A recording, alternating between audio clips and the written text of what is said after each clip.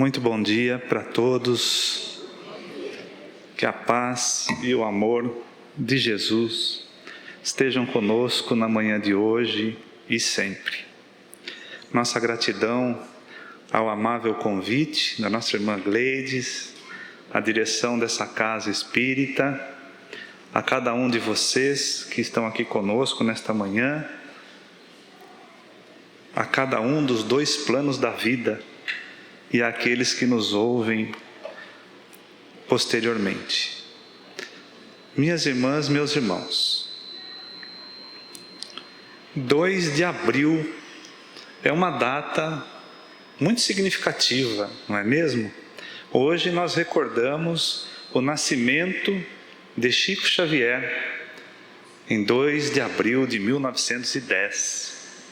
E hoje também é uma data muito importante para muitos cristãos, principalmente nossos irmãos que mourejam nas fileiras do catolicismo, já que hoje é uma data festiva, uma festa móvel, conhecida como Domingo de Ramos, onde, como se sabe pela tradição, Jesus, o Cristo, nosso Mestre, teria feito aquela entrada triunfal em Jerusalém, e as pessoas, para homenageá-lo, estendiam ramos, estendiam peças de roupa para que o Mestre pudesse passar, montado num jumentinho. Uma imagem simbólica maravilhosa, já que o animal não deixava Jesus nem tão alto e nem tão no chão, como Jesus sempre quis, fazendo a ponte entre a espiritualidade e cada um de nós.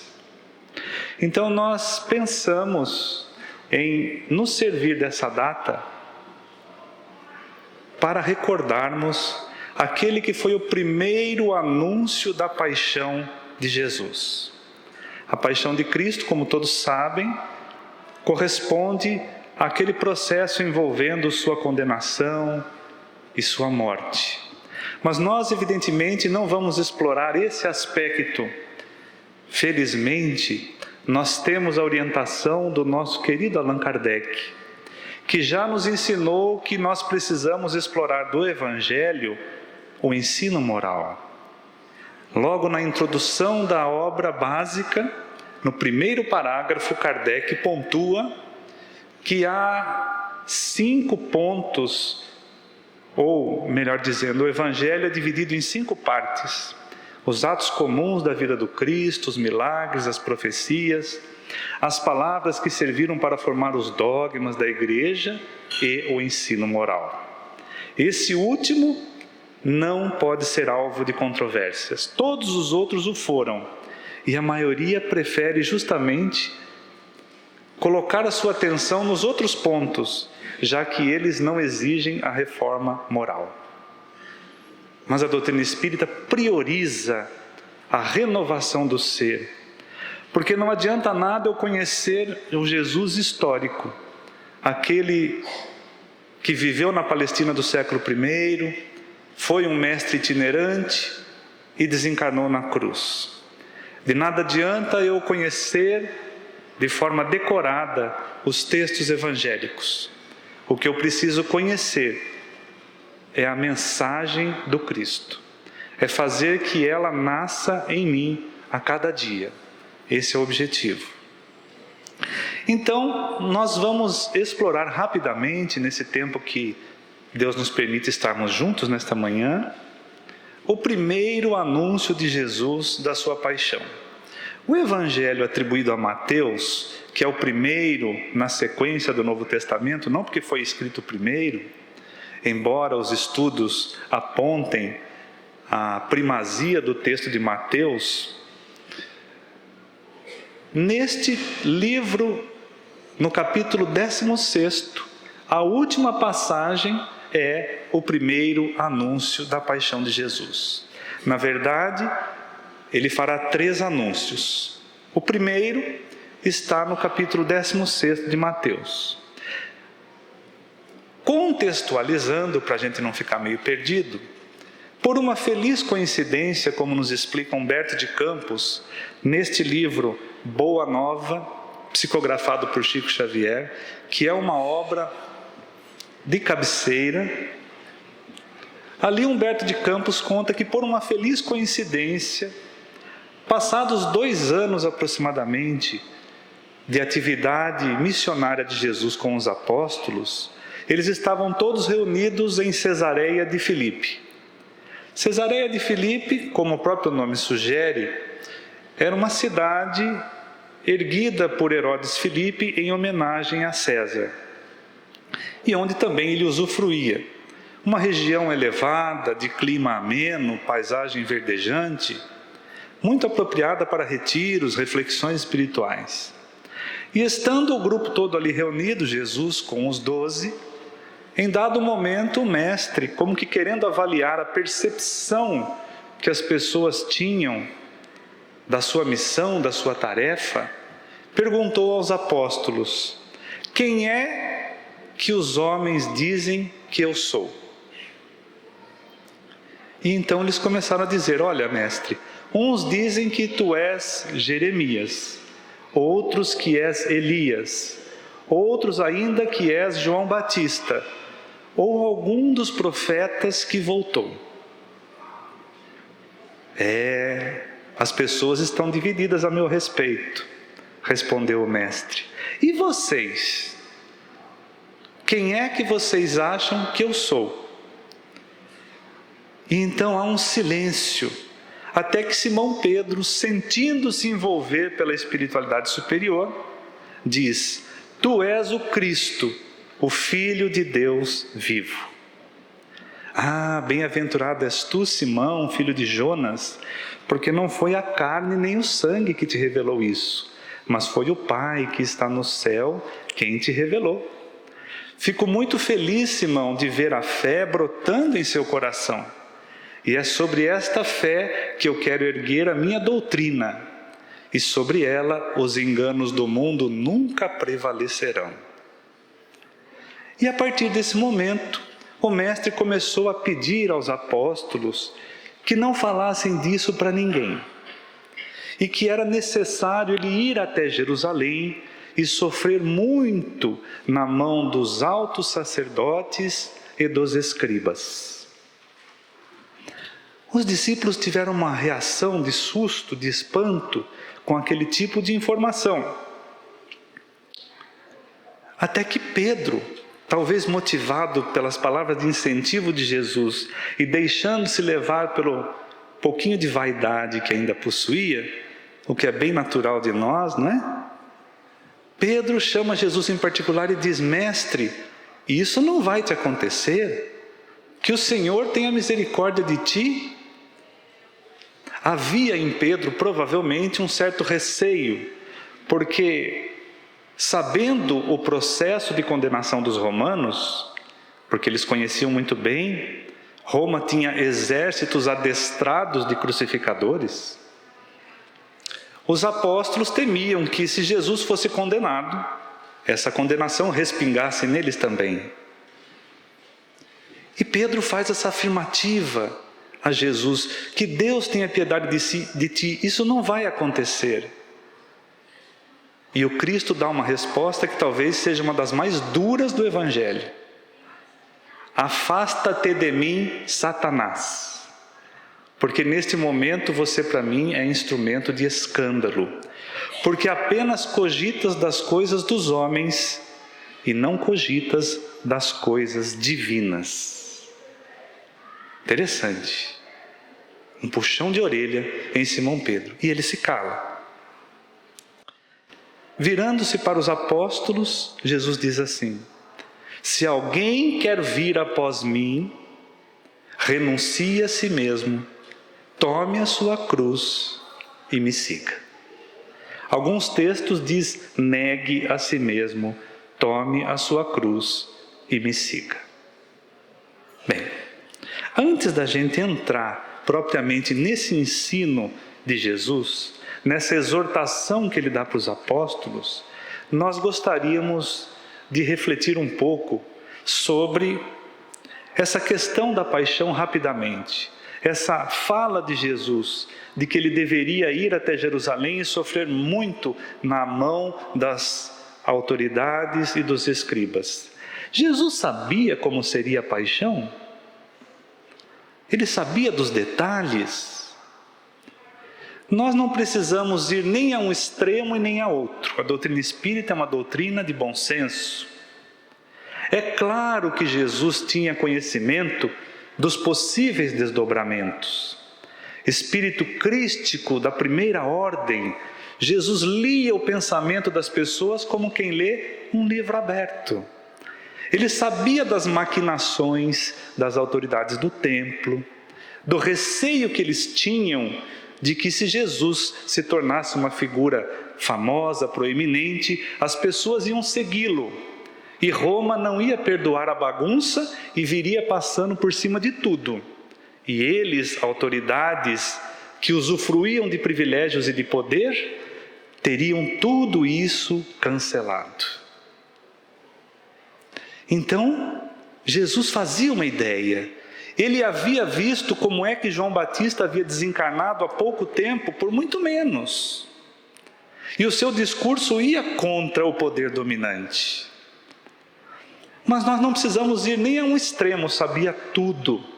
Porque o texto evangélico dá detalhes que só se saberia no futuro.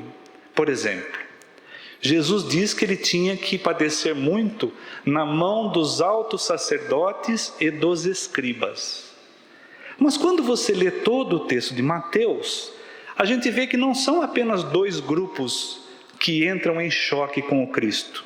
São pelo menos 5. Porque além dos altos sacerdotes, dos escribas, nós temos saduceus, nós temos fariseus, nós temos herodianos, partidários de Herodes.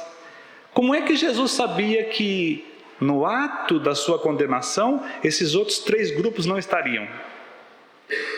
Para os estudiosos, exegetas, teólogos, essa informação de Jesus é recheio que veio depois. Ou como eles gostam de dizer, recheio tardio, já que os evangelhos foram escritos muitos anos depois que Jesus desencarnou. Então o mestre tinha uma ideia, sabia que não ia ser fácil, e ele olha para a cruz e a partir daquele momento ele não tira mais o olho dela. Ele sabe que tem que dar o testemunho para a vitória da sua missão. Ele não renuncia a nada no ponto da sua condenação. Ele quer sorver o cálice até a última gota. Mas ele não sabia dos detalhes. Agora, as senhoras e os senhores poderiam perguntar: Jesus poderia ter evitado a paixão? Ele poderia. Se ele tivesse talvez maneirado sua fala, sido um pouco mais diplomático, feito um ou outro acordo com as autoridades do templo, não feito tudo o que ele fez, ele podia ter desencarnado através de uma doença que ele poderia ter adquirido ao tratar, ao cuidar dos enfermos com quem ele se relacionava sem nenhum receio. Mas isso é pensar com a ótica humana. Isso não é pensar com a ótica divina. Por isso ele critica Pedro. Nós somos assim. Talvez se fôssemos nós no lugar do Cristo, a gente faria acordos, a gente ia no meio termo, porque a gente é assim, a gente gosta de fazer média, não é? A gente vai ali pondo panos quentes, a nossa visão ainda é muito humana, não é divina como Jesus. E ele afirma categoricamente aos apóstolos: a minha vontade é fazer a vontade daquele que me enviou. Ele não tinha vontade própria. A vontade dele era fazer a vontade do Pai. Mas aí as senhoras e os senhores poderiam fazer mais uma pergunta: era a vontade de Deus tudo aquilo? Aquele festival de violência que a gente vê agora e vamos ver agora ser explorado na Semana Santa, em que a TV, os cinemas, os seriados, os filmes exploram a paixão de Cristo no seu aspecto violento e não nos ensinos morais que ali estavam. Será que era a vontade de Deus toda aquela agressividade, todo aquele espetáculo? É claro que não. A vontade de Deus era que Jesus fosse obediente até o fim. E isso ele fez. A vontade de Deus não era aquela violência. A violência foi escolha dos seres humanos da época. Deus só se serviu daquilo para glorificar ainda mais a missão terrena de Jesus. Como, aliás, Ele faz comigo e com você todos os dias. Procura tirar do mal um bem. Como Ele faz nos chamados flagelos destruidores, nas provas coletivas, onde nós vemos fenômenos da natureza produzindo desencarnação em massa, onde vemos deslizamentos de terra por imperícia humana, onde vemos acidentes de avião, onde vemos incêndios em prédios. A literatura espírita é muito rica, nos fala do incêndio no Grande Circo, de Niterói, fala no incêndio do Joelma. Esses temas são bem refletidos no movimento espírita. Nós tivemos o acidente na Boate Kiss, em Santa Maria, e tantos outros.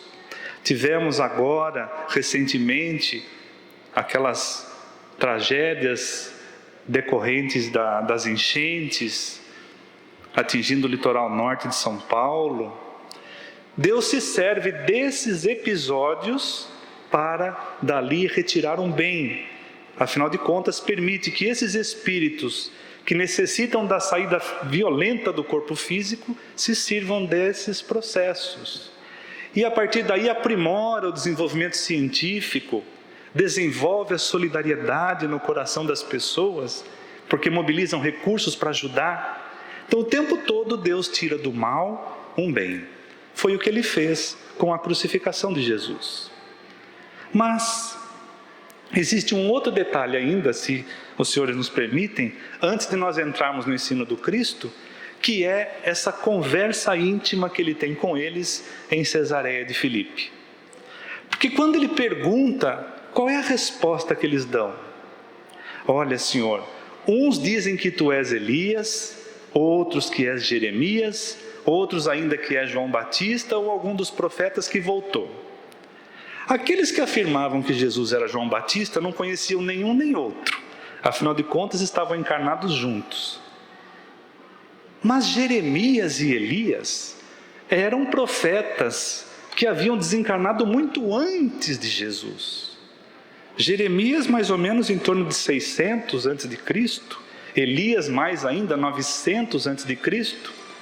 Para que Jesus fosse qualquer um desses, Ele só poderia sê-lo através da tecnologia natural da reencarnação, que nós vamos ver em vários pontos do Evangelho, a doutrina da reencarnação, que aliás é básica para todo hebreu, para todo judeu.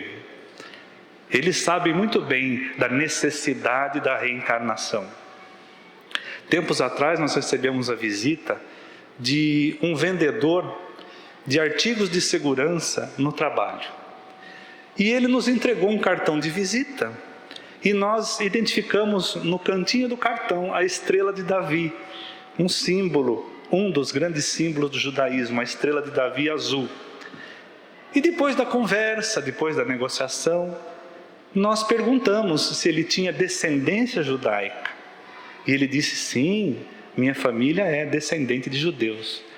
Por que você se interessa? Nos perguntou. Nós gostamos, Afinal de contas, o Espiritismo tem laços com o judaísmo através de Moisés, que é a primeira revelação. Ele falou, nossa, que interessante. Então vamos conversar um pouquinho sobre reencarnação, porque a gente pode, E eu falei, nossa, é verdade? Sim. Eu acredito em reencarnação, disse para ele. Ele falou, vocês precisam acreditar, a gente sabe. Vocês precisam discutir, precisam provar. Nós sabemos. Porque sem a reencarnação não se vai ao Pai. Não tem como cumprir todos os mandamentos da lei Uma vida só é impossível.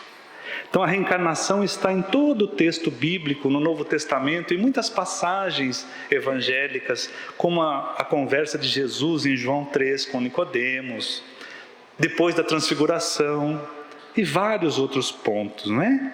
Então a reencarnação fica patente nessas conversas do Mestre. E quando os discípulos respondem, olha, o Senhor deve ser ou Jeremias ou Elias que está reencarnado, está claro a noção que eles tinham da reencarnação. E Jesus, que nunca perdia uma oportunidade de ensinar, se a reencarnação não existisse, não seria essa a oportunidade perfeita para dizer assim, o que é isso? Que ideia é essa de gente voltando? Reencarnação não existe, parem com isso. Mas não, o Cristo é conivente porque sabia e conhecia muito bem o processo da reencarnação, que ele inclusive deixou explícita para Nicodemos. Mas não é só a reencarnação, um dos pilares da doutrina espírita, que nós vemos nessa passagem, mas também a mediunidade de Simão Pedro. No momento em que ele, inspirado pelo alto, diz assim, tu és o Cristo, o Filho de Deus vivo, e Jesus responde, Simão, não foi a carne que te revelou isso, foi a tua mediunidade, foi o Pai que te inspirou. Simão Pedro era médium, e volta e meia permitia a influência espiritual superior, como também a influência espiritual inferior. 5 minutos depois, envolvido talvez pela sua vaidade, ele deu passividade a um pensamento negativo, tentando dissuadir Jesus da sua missão, tentando afastar Jesus de sua missão. Ele não ficou vigilante. Humberto de Campos conta isso no capítulo 21 desse livro Boa Nova. Depois desse puxão de orelha de Jesus, afasta-te de mim, Satanás. E a gente acha essa palavra pesada, mas Satanás em hebraico é apenas adversário. Só isso. Afasta-te de mim, adversário. Depois desse puxão de orelha, quando Pedro e Jesus estão juntos novamente, Pedro vai chegando de mansinho, porque acha que o mestre está bravo, como se Jesus fosse alguém que se ressentisse de alguma coisa, guardasse mágoa. Ele se aproxima e vê que Jesus o envolve no seu amor, no seu olhar compassivo, e diz assim, nossa Senhor, aquelas palavras foram duras. Por que o Senhor me repreendeu daquele jeito? Momentos antes o Senhor me incentivou de que eu estava falando inspirado por Deus, e depois o Senhor me deu aquele apertão. Ah, Pedro, nós precisamos estar atentos à lição da vigilância, porque na terra não vai faltar gente para tentar nos desviar do caminho santificante do bem, da porta estreita, e às vezes esses adversários estarão até mesmo entre os seres mais amados, entre os mais próximos de nós. Então precisamos, Pedro, guardar a cabeça na lição da vigilância. Então fica claro aqui nessa conversa de Jesus a reencarnação e a mediunidade. Mas agora a gente vai explorar esse ensino de Jesus, que é o mais importante. Aquele que quiser vir após mim, tome a sua cruz, renuncie a si mesmo e me siga. Gente, é tão interessante esse aquele que quiser, porque ele não fala no plural, aqueles. Aquele que quiser. Jesus procurou os discípulos um por um. Aquele que quiser. O indivíduo, não o coletivo. Por que será? Parece-nos que o Evangelho é a mensagem ou a carta da vida para a renovação do planeta.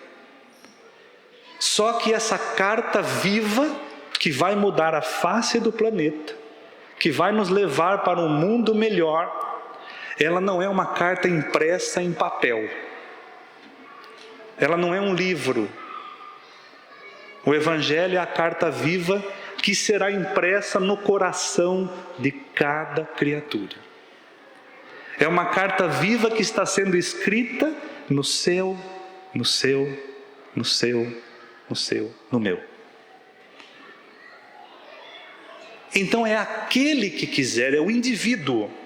O indivíduo é a coluna sagrada do cristianismo e, por consequência, do espiritismo.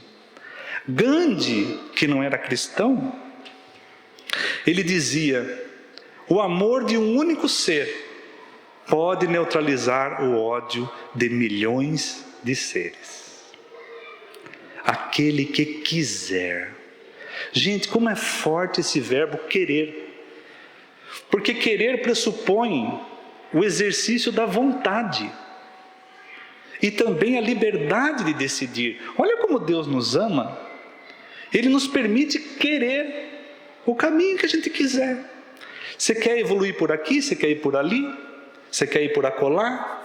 Não existe imposição. O próprio Espírito vai fazendo a sua jornada evolutiva. É a ação de um dos maiores valores da alma, que é a vontade. A vontade é o motor do Espírito. Todas as nossas decisões dependem do exercício da vontade.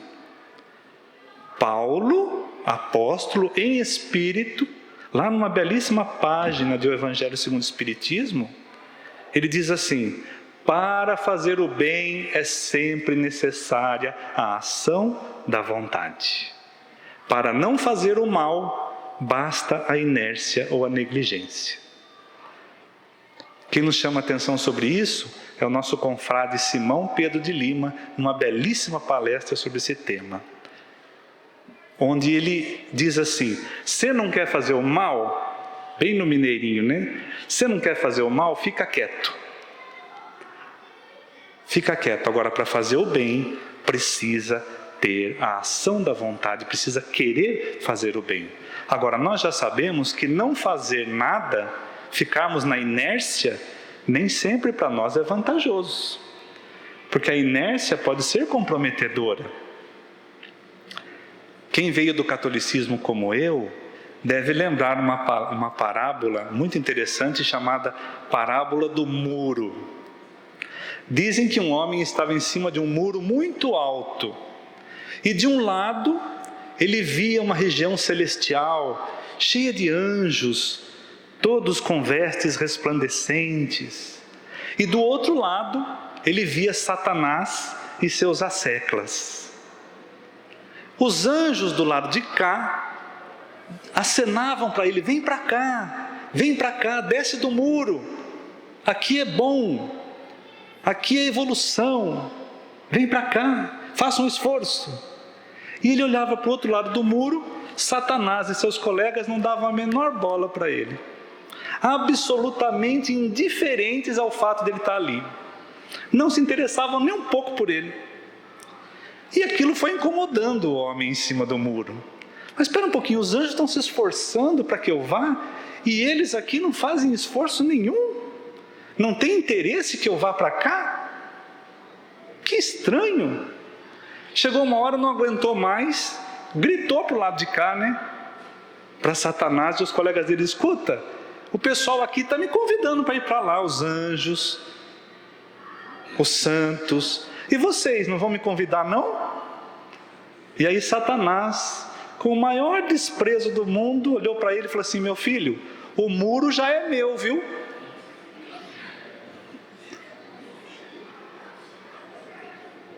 O muro já é meu. Ficar na inércia não é nem um pouco interessante. Por isso, a ação da vontade, querer o bem. Mas Jesus não impõe nada, aquele que quiser, é o indivíduo. Conta-se que no Antigo Testamento tem uma passagem belíssima de uma conversa de Abraão com Deus.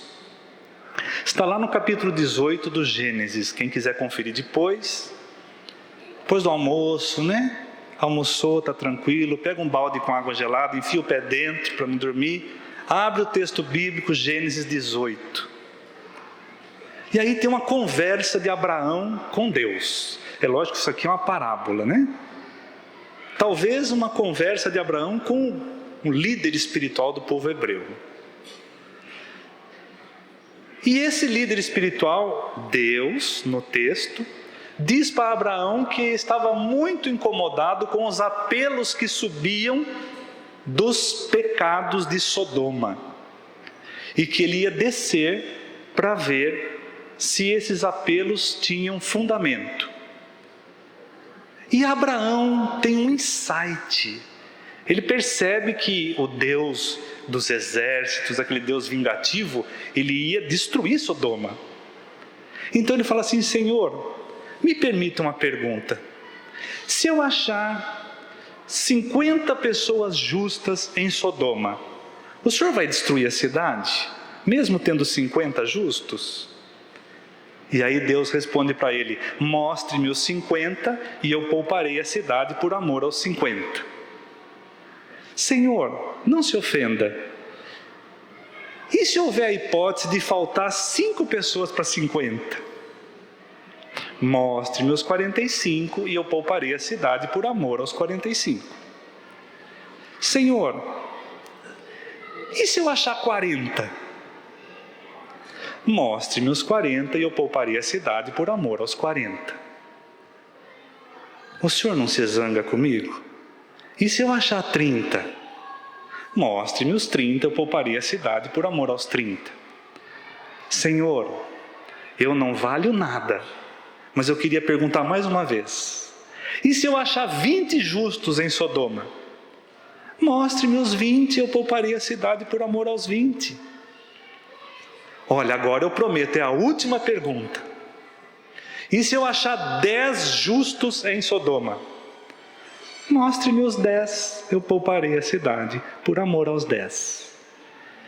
E o texto termina por aí. Deus se afastando e Abraão indo para o seu lugar. Mas eu quero crer, na minha intimidade, que Abraão saiu da conversa pensando assim: se eu achar um só, ele vai ter misericórdia e vai poupar a cidade. Isto é uma parábola para dizer para nós do amor de Deus e de que uma pessoa é capaz de mudar a realidade de muitas pessoas. Se eu na minha casa for o embaixador da paz, eu mudo a realidade da minha casa. Se eu na minha casa fazer de conta às vezes que não ouvi, fingir que não escutei, relevar um pouco mais, tolerar um pouco mais, construir um pouco mais de paz e de tolerância, eu mudo a realidade da minha casa. E por extensão acabo mudando dos meus vizinhos também.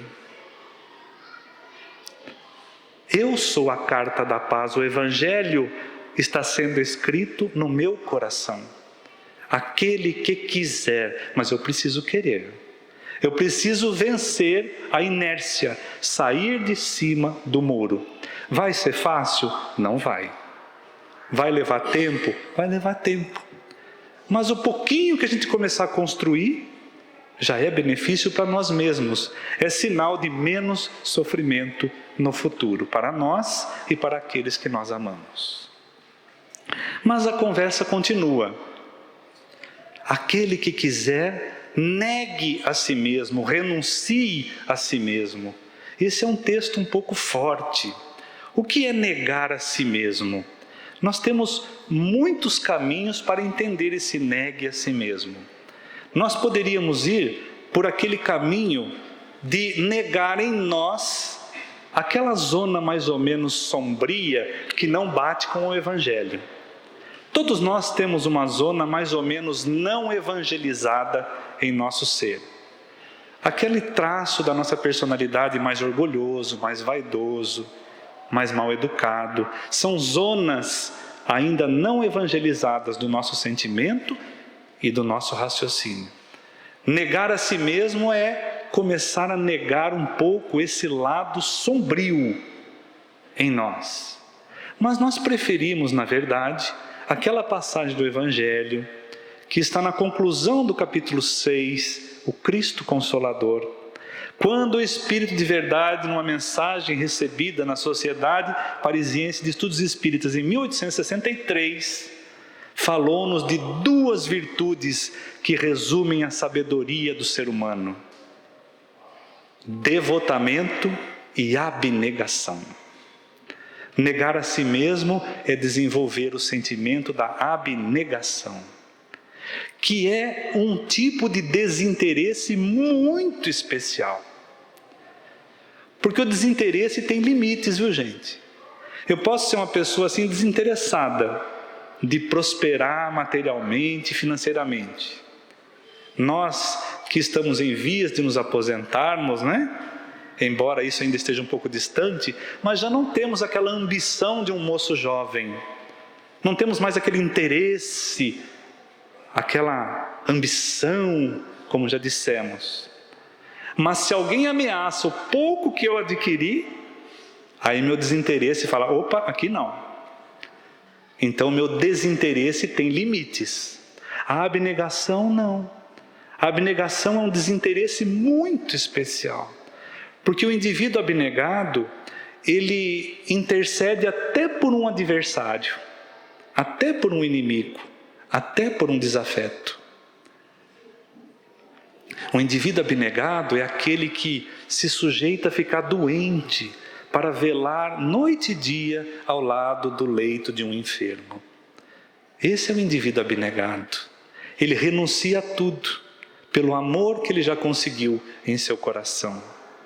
Isso é abnegação. Indivíduo abnegado é aquele que não se sente a última bolacha do pacote. É aquele que sabe renunciar, aquele que sabe pensar no outro. Porque nós somos individualidades, mas precisamos tomar cuidado para não sermos individualistas demais. Pensarmos só em nós, porque isso fragiliza as nossas forças. A pessoa que não tem um pensamento pelo outro, ela vai se fechando em si mesma. Vai voltando só para o seu umbigo, para as suas preocupações, para os seus problemas. Não tem uma realidade de pensar no outro. Vai se fechando, vai fragilizando, vai fechando seus canais para receber inspiração da espiritualidade. Quem age assim está se candidatando a transtornos variados. Devia até ter uma tarja do Ministério da Saúde, assim: Ministério da Saúde Espiritual adverte, se você for muito egoísta vai dar depressão. Porque vai dar. Eu estou me fechando. Estou fechando as minhas possibilidades de crescimento.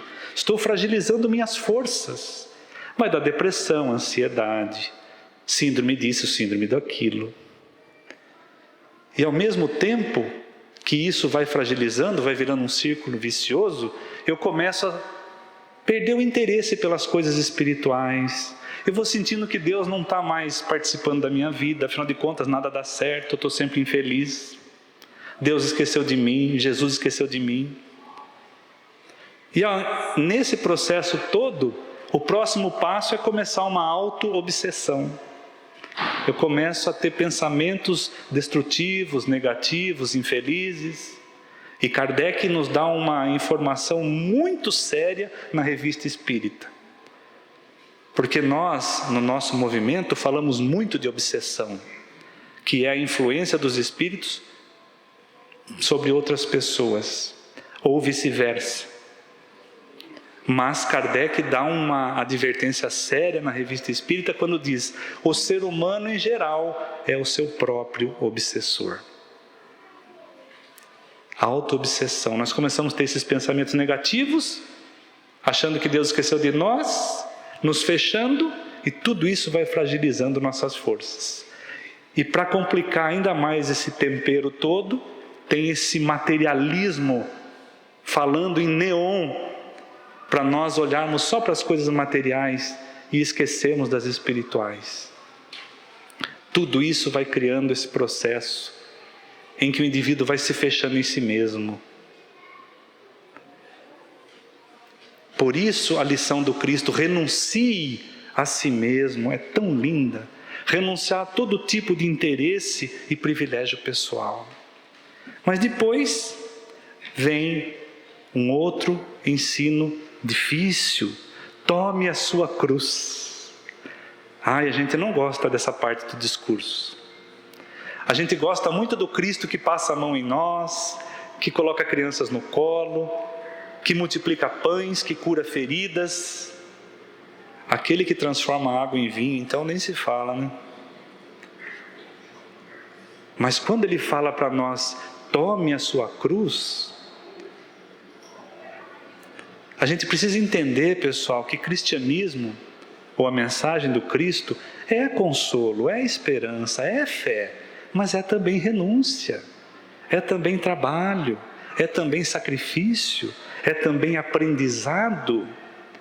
Eu preciso compreender que eu não estou aqui para dar lição para os outros, mas estou aqui para dar conta das lições que a vida tem me trazido, para que eu cresça, para que eu melhore. E a doutrina espírita nesse ponto nos ajuda a entendermos as nossas cruzes como mecanismos abençoados que a vida nos traz para nós crescermos. Nossas dores, nossas dificuldades, nossos problemas são cirurgiões divinos que estão trabalhando em nós para a gente receber alta desse hospital chamado Terra. Kardec é muito enfático ao falar das nossas dores, das nossas cruzes, ao dizer: Deus não podendo nos punir por um mal que nós não fizemos, se nós sofremos, é porque algum mal praticamos. Se não foi agora, foi ontem. Perde-se no tempo, mas alguma coisa a gente precisa corrigir. Agora, a literatura espírita é tão rica que ela nos ajuda a enxergar as nossas cruzes de outro prisma. Como o espírito de Djalma Montenegro de Farias, numa psicografia de Divaldo Franco, num livro excelente chamado Sementeira da Fraternidade. Ele nos chama a atenção para olharmos que existem duas cruzes na vida, só duas: a cruz do mundo e a cruz do Cristo. A cruz do mundo, ela esmaga, só que você carrega ela sem sentir. A cruz do Cristo, ela salva, mas ela pesa no ombro. Ela exige dor, exige trabalho, exige sacrifício. A cruz do mundo, ela chega perfumada, com um cheiro de elixir agradável, só que depois isso se transforma em veneno. A cruz do Cristo, ela chega áspera, soltando farpa, cheirando a dor e a enfermidade. Mas depois, se nós sabemos carregá-la, tudo floresce, tudo perfuma. Então o espírito de Djalma Montenegro de Farias nos sugere: olhe o tipo de cruz que você está carregando. Se não está pesando, cuidado, pode ser que você está carregando só a cruz do mundo, porque ela não pesa agora, ela vai pesar depois. É como o Chico gostava de dizer: o nosso problema não é a aflição, porque depois dela vem a tranquilidade. O problema é a excessiva tranquilidade, porque depois disso vem a aflição. Então a doutrina espírita está nos ensinando a aprender a amar as nossas cruzes. Não por masoquismo, mas porque suportar as nossas cruzes é aceitarmos-nos como nós somos, com os erros que nós acumulamos ao longo das nossas existências, mas sem cultivá-los e sem nos censurarmos, mas crescermos com eles, diluindo os nossos erros ou nosso saldo de erros em paciência, em trabalho, em serviço. Isso é suportar a própria cruz. Mas depois desse pegue a sua cruz, e aqui precisamos abrir um parênteses rápido, já estamos chegando no final. Lucas, ao fazer a interpretação desta fala de Jesus, ele usa um termo interessante, porque ele diz assim: pegue a sua cruz de cada dia. De cada dia. Atenção, não é a cruz da vida inteira, porque se eu olhar para a cruz da vida inteira, pode ser que eu fique deprimido, me sinta vítima da vida. Se eu olhar para a cruz que eu vou ter que carregar o resto da vida ainda, pode ser que isso dê ansiedade, dê um pouquinho de medo. É a cruz de cada dia. Como é que Jesus ensinou lá no Pai Nosso? Mateus capítulo 6. O pão nosso de cada dia dai-nos hoje. Não é o pão da semana que vem, não é o pão do segundo semestre, 2024. É o pão de cada dia. É a cruz de cada dia. Que é mais do que 24 horas, pessoal. É a oportunidade do dia. É a oportunidade que eu tenho de servir, de tolerar, de amar, de perdoar. É a minha cruz abençoada que eu recebo naquele dia. Mas daí vem um desfecho, né? Aquele que quiser, negue a si mesmo, tome sua cruz e siga-me. Aí você vai falar, nossa, o siga-me é o pior, né? Não, é o mais fácil. O pior já foi. A decisão voluntária de seguir o Cristo, o renunciar aos seus interesses pessoais, o tomar a sua cruz, que é aceitar os seus encargos e deveres, porque aceitar a própria cruz é aceitar os nossos deveres. E quem já leu aquela belíssima página do Evangelho segundo o Espiritismo, o dever, como é lindo aquilo. O dever não é a obrigação da profissão, o dever é a obrigação moral, é o dever moral. Por que é tão difícil de cumprirmos os nossos deveres? Porque eles vão contra os nossos interesses e as seduções do nosso coração. O aguilhão da consciência às vezes até nos adverte para ir no caminho certo, mas as nossas paixões sufocam o cumprimento do dever. E onde ele começa? O dever começa justamente no ponto em que nós ameaçamos a felicidade do outro, onde ameaçamos a tranquilidade do outro. Aí começa o nosso dever. É muito difícil de ser cumprido. Só que é ele que nos dá a força e a bravura para enfrentarmos as dificuldades da vida. Cumprir o seu dever. Então, eu já tomei a decisão de seguir. Eu renunciei aos interesses pessoais. Eu aceitei meus deveres e encargos. Agora eu tenho que seguir. Só isso. Seguir no meu ritmo. Caiu, levanta. Tombou, levanta.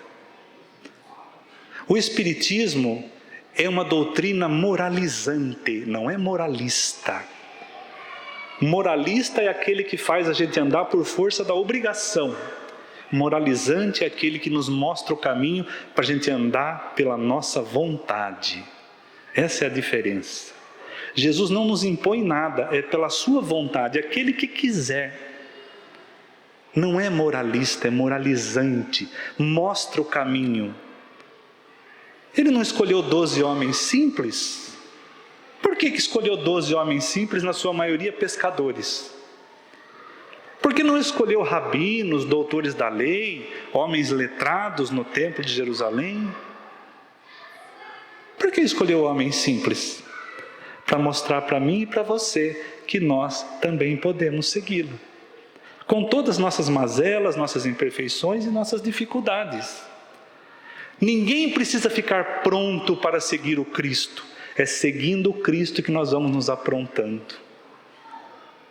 Ninguém precisa se sentir especial para seguir o Evangelho. É seguindo o Evangelho que nós nos tornamos especiais aos olhos de Deus.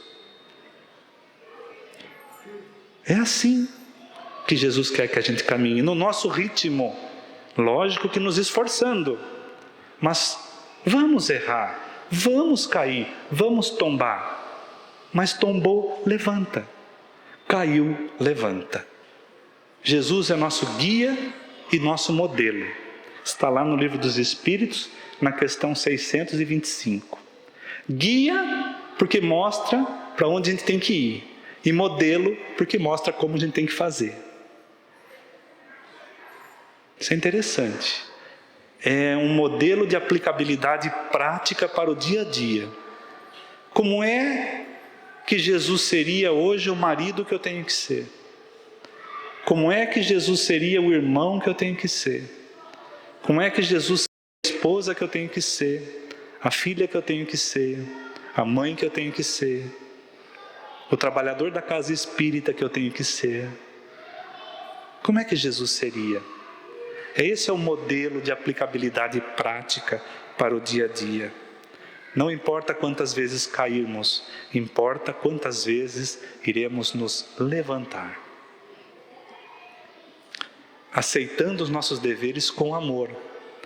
Como bem sintetiza o espírito Casimiro Cunha, numa psicografia de Chico Xavier, no livro Caminhos de Volta, onde ele fala assim, de forma bem resumida: se aceitas o próprio dever, por luz que a vida te aponta, trabalhando e abençoando, a servir sem fazer conta, então você abraçou a bênção da própria cruz e está seguindo o seu roteiro de redenção com Jesus. Que o Senhor nos abençoe e nos conserve em sua paz. Muito obrigado a todos pela sua atenção.